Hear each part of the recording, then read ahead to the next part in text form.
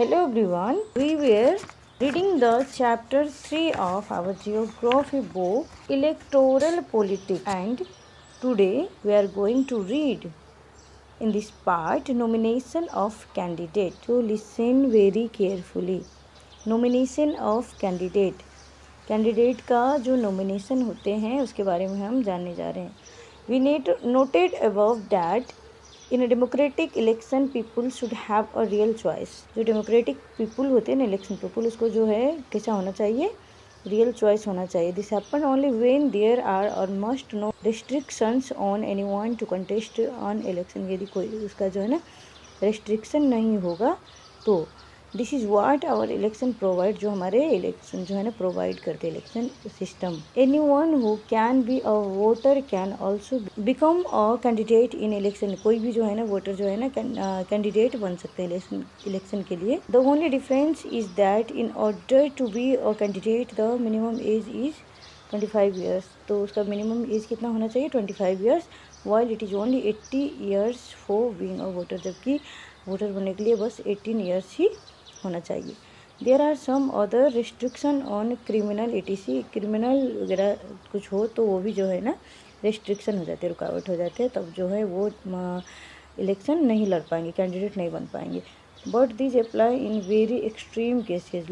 लेकिन वो अप्लाई कर सकते हैं एक्सट्रीम केसेस में. Political parties nominate their candidates who get the party symbol and support. Parties nomination is often called party ticket.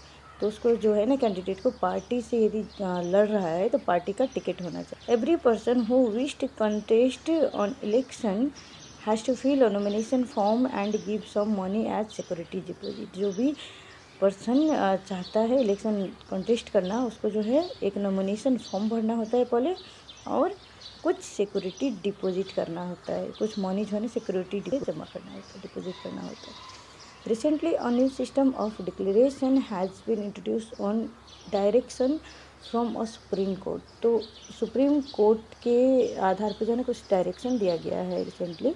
तो क्या क्या है देखिए. Serious criminal cases pending against the candidates. Criminal cases जो है ना पेंडिंग जो नहीं होना चाहिए कैंडिडेट का. Details of liabilities of the candidates and his और हर फैमिली. एंड उनका जो है सारे संपत्ति और जो भी लिया धरा रहेगा वो सारे का जो है ना डिटेल्स होना चाहिए. Educational qualifications of the candidate. Educational जो शैक्षणिक योग्यता क्वालिफिकेशंस जो है ना होना चाहिए कैंडिडेट का. This information has to be made public. ये जो है ना सारे इन्फॉर्मेशन जो है ना पब्लिक करना पड़ेगा.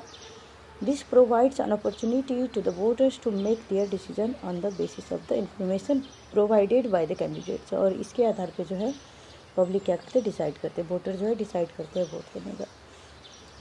ठीक है. तो यहाँ जो है देखिए ये फॉर्म है कैंडिडेट के लिए. Now election campaign. अब जो है इलेक्शन कैंपेन है.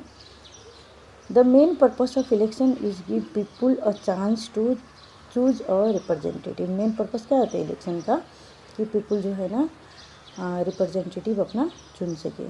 ये चांस होते हैं. The government and the policies they prefer. यानी रिप्रेजेंटेटिव अपना सरकार और जो पसंदीदा जो है ना पॉलिसी जो है ना चुन पाए.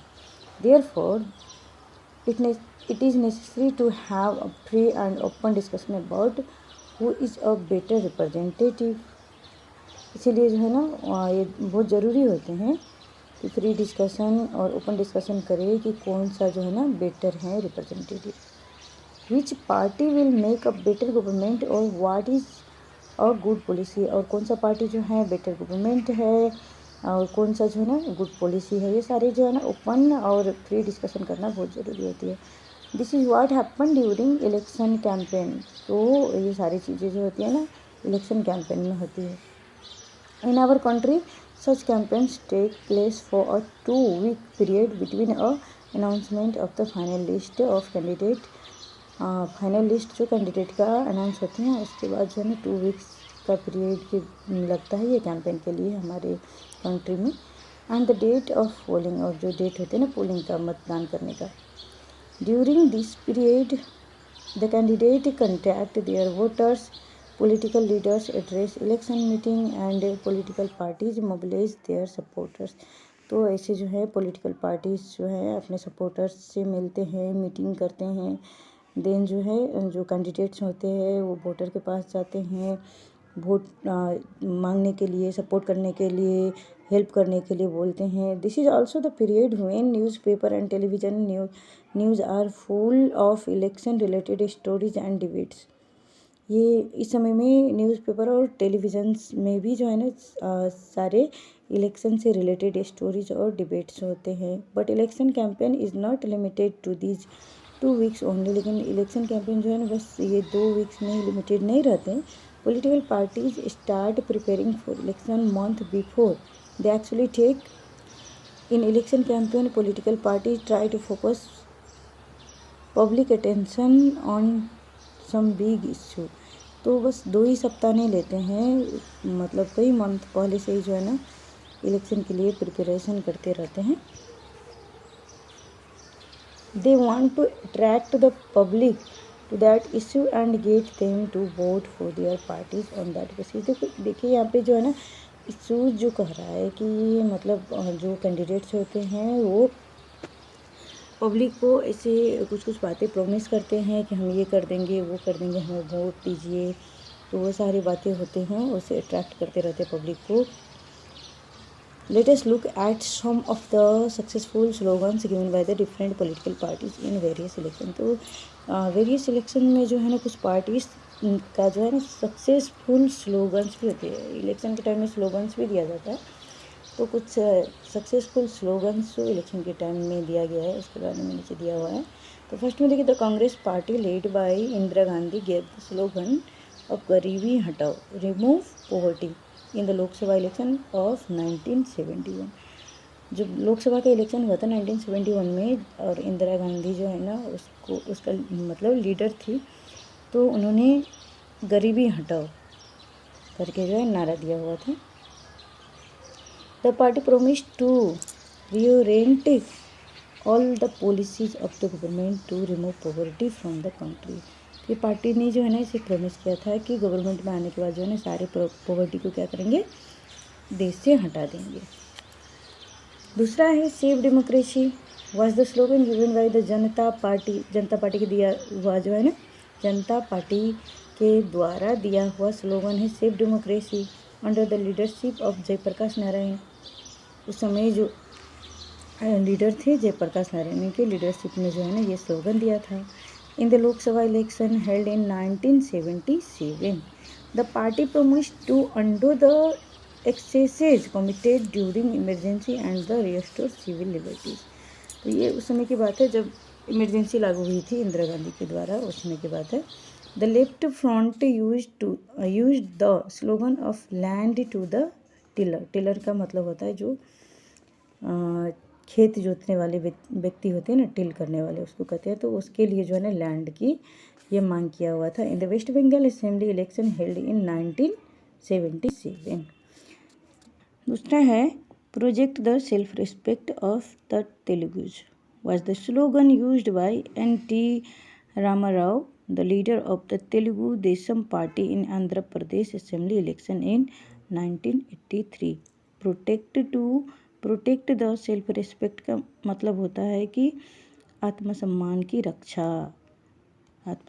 रक्षा. ये तेलुगुज की आत्मसम्मान की रक्षा का नारा जो है ना एन.टी. रामाराव द्वारा दिया गया था, जो कि लीडर थे तेलुगु देशम पार्टी का आंध्र प्रदेश में. In a democracy it is best to leave political parties and candidates free to conduct their election campaign the way they want to. जो वे चाहते हैं उसके अकॉर्डिंग जो है ना कैंपेन को जो है ना डेमोक्रेसी में जो है ना छोड़ देना चाहिए. But it is sometimes necessary to regulate campaign to ensure that every political party and candidate gets fair and equal chance to complete.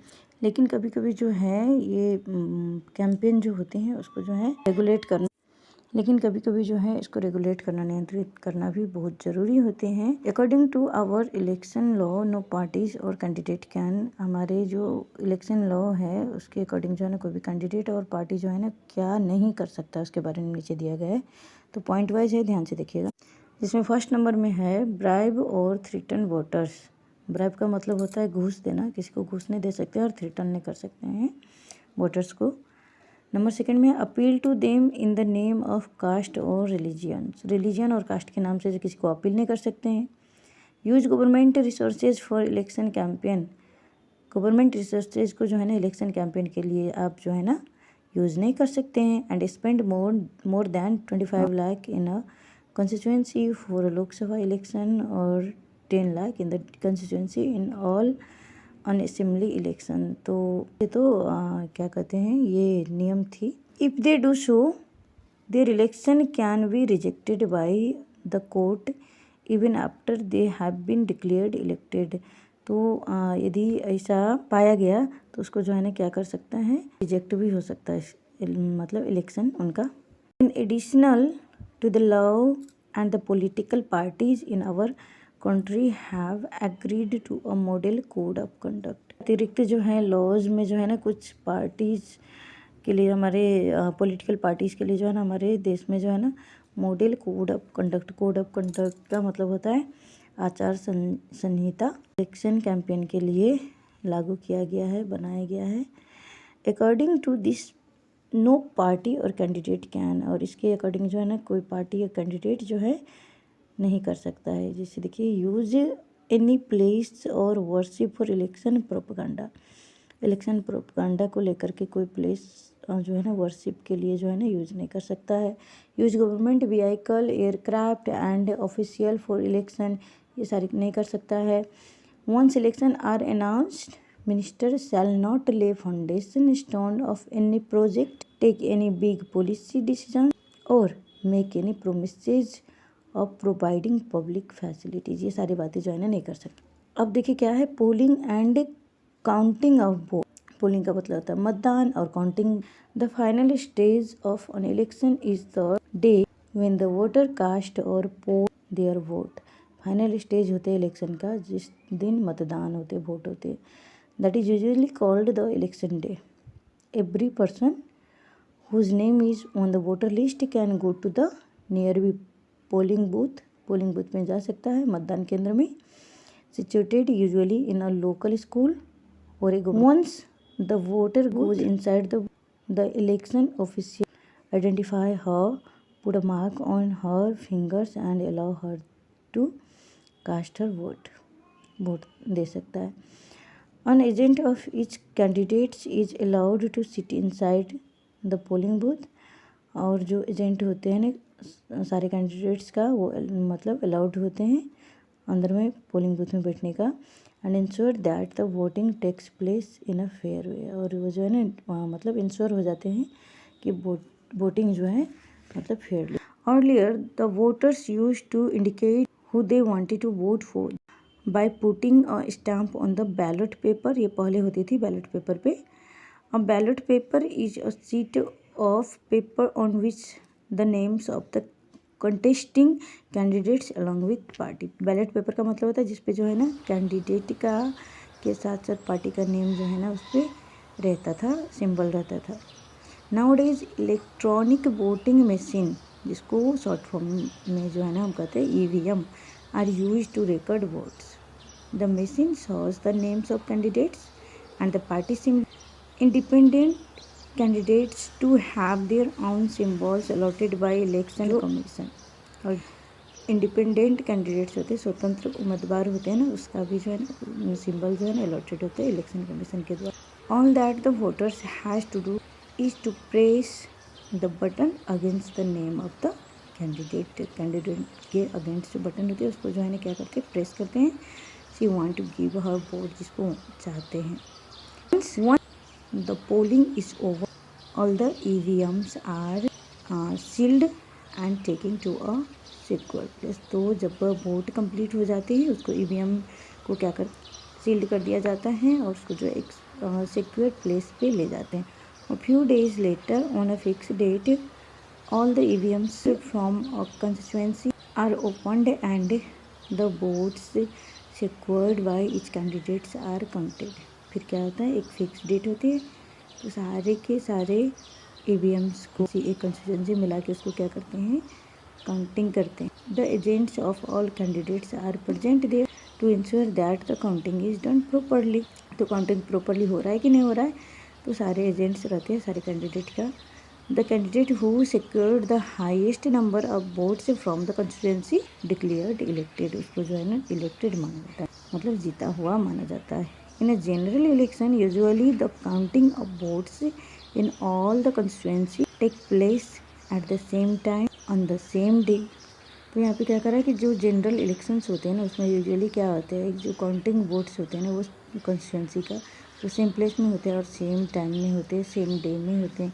Television channels, radio और newspaper report this event within a few hours of counting all the result are declared and it becomes clear as who will form the next government.